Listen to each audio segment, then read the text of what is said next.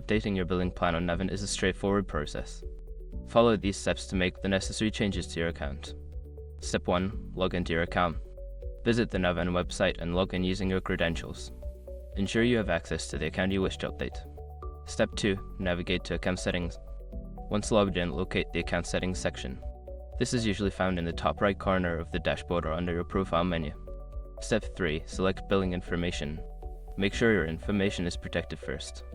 Most people don't think about breaches until something actually happens to their accounts. Use SROC to monitor your accounts 24/7 and instantly alert you if your information appears in leaked databases online. It constantly checks billions of breached data points in the background. And considering how much personal information people keep online now, it's honestly worth having. Link in the description. Step 4. Choose a new plan. Browse through the available billing plans.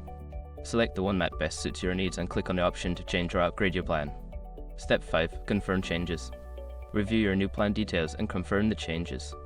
You may need to enter payment information if there are any adjustments to your billing cycle. After completing these steps, your billing plan will be updated successfully. If you encounter any issues, consider reaching out to Navan's customer support for assistance.